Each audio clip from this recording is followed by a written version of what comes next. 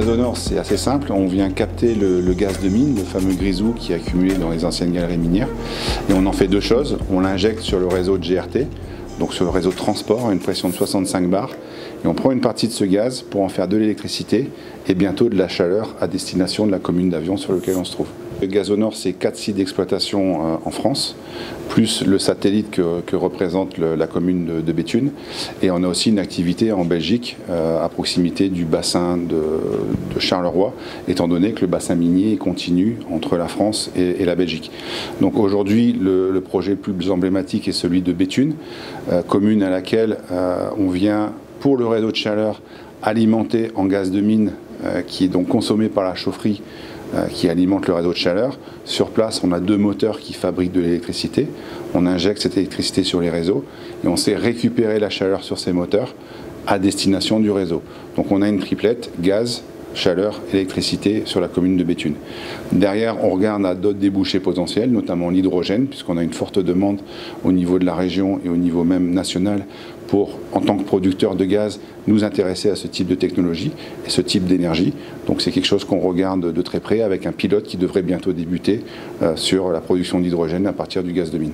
Alors c'est très simple, on vient se connecter sur un ancien puits ou sur une ancienne galerie, 110 000 km de galeries qui ont été creusées pendant les 300 ans d'activité minière, donc 2,5 fois le tour de la planète, c'est quand même quelque chose d'assez conséquent.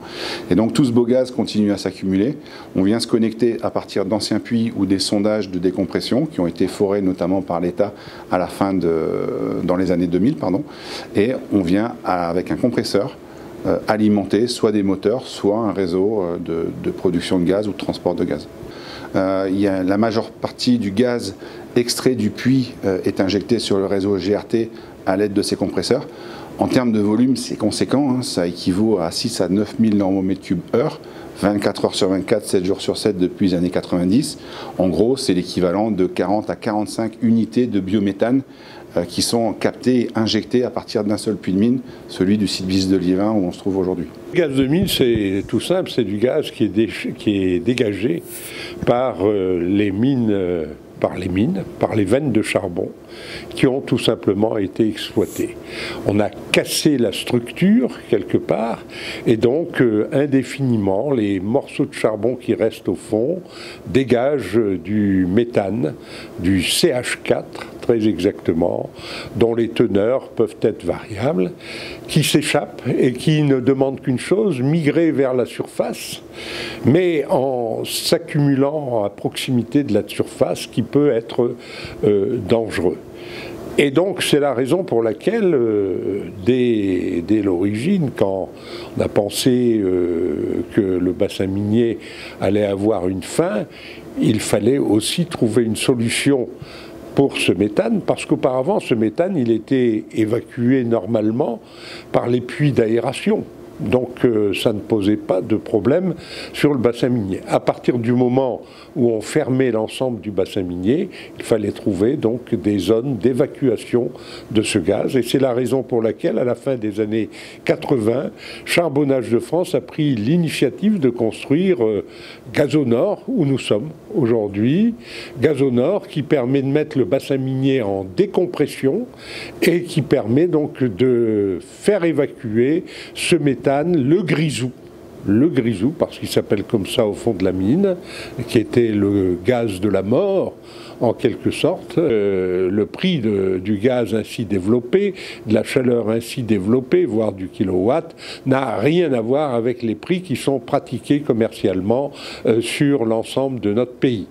Aujourd'hui, nous avons l'exemple de Béthune, qui est alimenté pour quelque chose comme 6 000 habitants par du gaz de mine, le gaz qui vient de Divion, et la facture gazière des habitants de Béthune, elle est de l'ordre de 40% moins chère au 1er janvier. Et cela garantit pendant 15 ans. Je ne sais si vous imaginez l'intérêt donc majeur pour des populations souvent plus pauvres que dans n'importe quel coin du pays que de pouvoir disposer d'une énergie à des niveaux aussi intéressants. Pourquoi on ne développe pas plus ça? Il faut le demander à l'administration, qui pose un certain nombre de blocages, parce que l'administration estime que si on utilise davantage ce gaz à travers ses installations à elle, et non pas à travers les installations de la Française de l'énergie, on pourrait mettre le bassin minier, pourquoi pas, en danger. Et donc, il préconise que tous les problèmes dus à tous les problèmes concourant autour de l'exploitation du gaz doivent revenir à l'exploitant. Mais une modification récente du code minier et une lenteur administrative bloquent actuellement le projet de développement d'exploitation de ce gaz de mine. C'est totalement incompréhensible. Les réserves de gaz dans notre sous-sol sont estimées à au moins 150 ans. Mais impossible d'ouvrir de nouveaux points d'exploitation avec ces décisions administratives. C'est pourquoi, dès vendredi, j'ai adressé un courrier au président de la République pour que soient reconsidérés ces freins administratifs et juridiques. Alors l'avantage du gaz de mine, c'est que c'est une activité, c'est un gaz qui est disponible en permanence, donc il n'y a pas de saisonnalité, on n'est pas lié par exemple à un phénomène météorologique. Donc la réserve de gaz est sous nos pieds, donc disponible à tout moment. Ça nous donne une flexibilité et une agilité par rapport à cette production. Et surtout, c'est un gaz en quantité conséquente, encore une fois, sur le site d'Avion, rien que pour l'électricité, c'est l'équivalent de 16 à 18 éoliennes qu'on pourrait mettre à la place des machines qui produisent l'électricité. Ça, il faut garder en tête que le méthane, qui est l'une des composantes principales du grisou, est 32 fois plus polluant que le dioxyde de carbone. De par notre activité, on a certifié un impact négatif, un impact carbone négatif de notre activité, puisqu'aujourd'hui, à partir des 4 sites historiques de Gazonor, on évite les émissions de 600 000 tonnes de CO2 par an, rien qu'à partir de ces 4 sites de production. Le bassin minier ayant tendance à se compartimentaliser du fait des mouvements de terrain, du fait des phénomènes d'ennoyage, on souhaite multiplier nos installations. En plus de ça, il bénéficie du label vert. Le gaz étant considéré comme polluant, on évite une émission de la même manière qu'un gaz de décharge. Ça veut dire quoi? Ça veut dire avantages fiscaux et notamment une TVA 5,5 et la possibilité de s'engager sur des tarifs pendant plusieurs années, voire des décennies.